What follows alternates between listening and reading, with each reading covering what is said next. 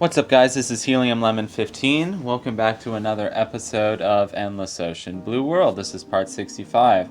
And apparently when I was editing this video, the videos got out of order. So I actually went to Valka Castle and Ciceros Strait before I went to the Weddell Sea in the Antarctic. But who cares, because it still makes pretty coherent sense. Anyway, today is February 13th.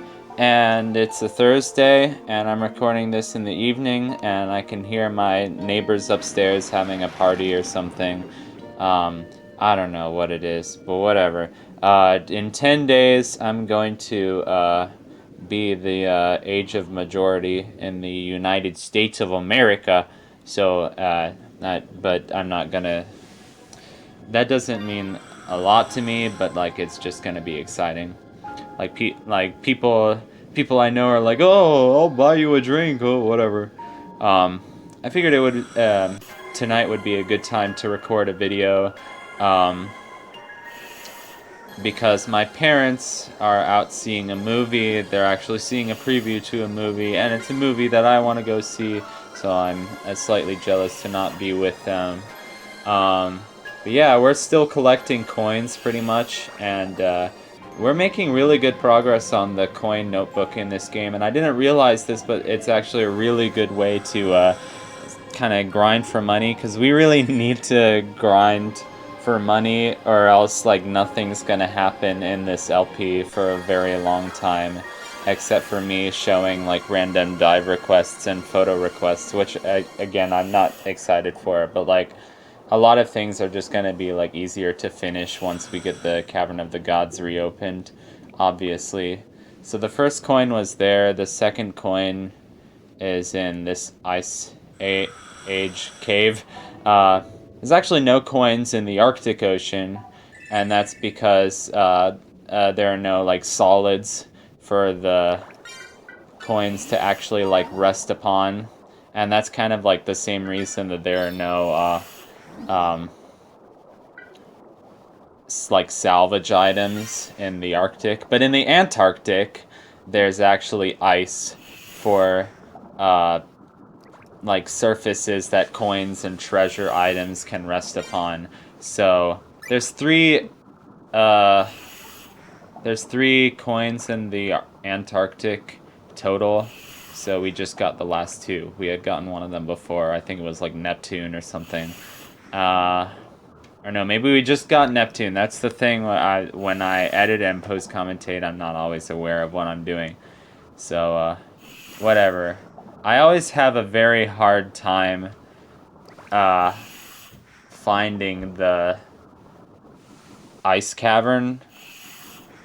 But the trick is honestly just to find that, like, kind of light blue fissure in the side of the huge iceberg and just follow it down. That's, like... It's kind of a kid's game, so it's nice that they, like, put that in there. It's like, oh, okay, get your bearings so that you're... I don't know, I still think of this as kind of a kid's game, although it has parts where it gets mature. And it, like, spooks you, and it's like, ooh, dragons. No, I don't know. It's like, ooh, you have 10 minutes to escape the creepy place.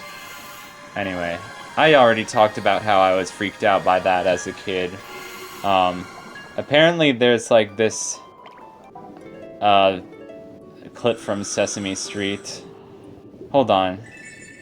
Hey, we got the Perseus coin. Yeah, anyway, there's this clip from Sesame Street that's literally just an I-beam being made in like a factory, and it has like kind of like mid-20th century like atonal music.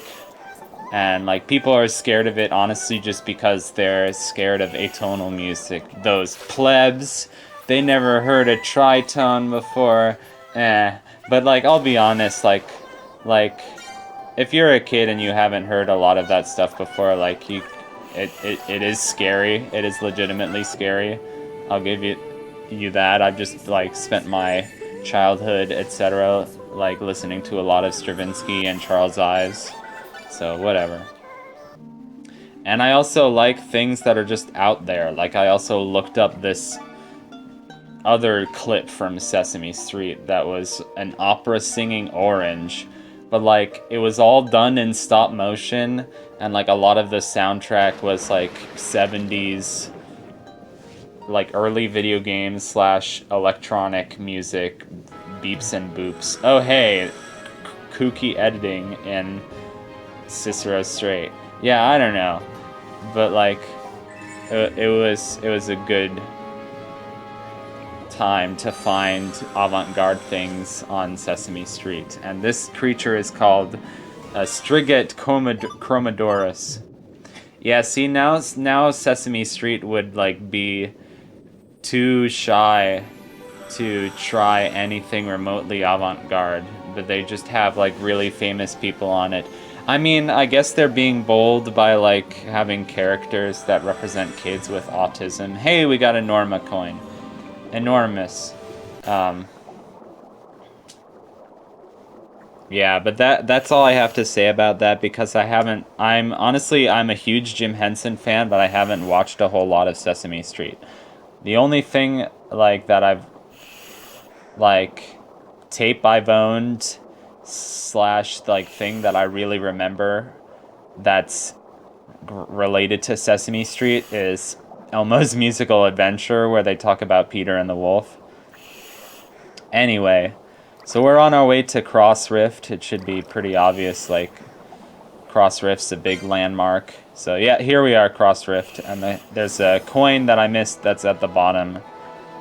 And Big Tip on a Bus is playing another Mario 64 hack, so this must be like his fourth, and like, or probably fifth, because he's done Kaizo Mario 64, Mario 74, Star Revenge 6 and 6.5, Mario 64 Last Impact, and now he's doing this one called Super Mario 64 The Mushroom Cup. And I have like this weird addiction to Super Mario 64 hacks, and also just like Big Tip on a Bus has some of his most like random commentary and side tangents, and like things where he sings random songs and says like really random words, and like it's probably not like as funny as it would be to normal people, and like I know it's not really that funny, but like it makes me giggle like a kid like when I watch him, because I was watching an episode of that tonight. I don't know. I just like started giggling like a madman when he did his imitation of Strong Bad doing Sharp Dean on Marzipan's Answering Machine 12 or 17. Canis Major coin. That means big dog. I know my stuff. And Sirius is a star in the constellation Canis Major. And Sirius is the name of a radio. And like some people don't know why like the logo for Sirius car radio is a dog, or why there's a connection between like Sirius Black being a dog in the Harry Potter books. And now you know it's because of the constellation Canis Major. So yeah, we're in Valka Castle, whatever. So as far as other things I want to talk about, I don't know. I like how I'm doing this at the same time as Donkey Kong Country. Donkey Kong Country is, I don't know, my habit has just been kind of like record it on Fridays or every couple of Fridays. So who knows, I might even have the guts to record it tomorrow. Or not the guts, but like, you know, whatever. The gut punch. And I just think it's ironic that like my videos for this are becoming shorter and shorter, and my videos for like silly platformers are becoming longer. But then again, this is kind of like, we've kind of drained this game of like story and substance, so we're just kind of grinding and exploring, and I guess that means I can make shorter and shorter videos. I don't know, I feel like I want to find a way to keep this game interesting for people, but I just don't know how. Anyway, Sagittarius coin. I just thought that was ironic that my latest Donkey Kong Country video was like 20 minutes and my latest Endless Ocean video was like 8 minutes. I want to start lots of different LPs, but like I'm trying to tell myself like no, just like do one more, like stick to the ones that you're doing and like do one episode at a time and just kind of make progress and keep it up like that. This is a coin. This is the Centaurus coin. Yay! Another thing that reminds me of Harry Potter. Even though I was like interested in centaurs ever since I saw Fantasia, like the segment with Beethoven's Pastoral Symphony. Anyway,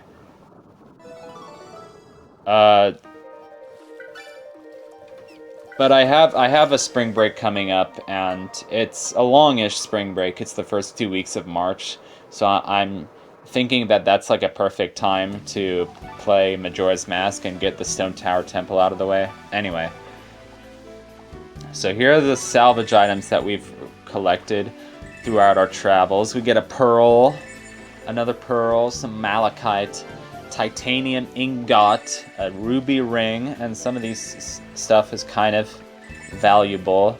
That's not valuable at all, but it's a nice new item to add to our salvage notebook. And there's a plasma TV.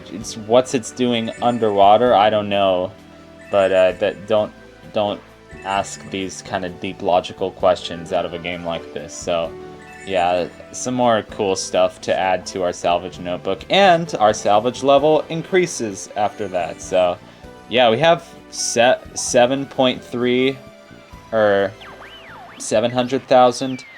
Anyway, we've got to do this. I missed it. Those who draw near to the meaning of the heavens, their progress cannot be stopped. Sounds like it's picking up someone else's transmission.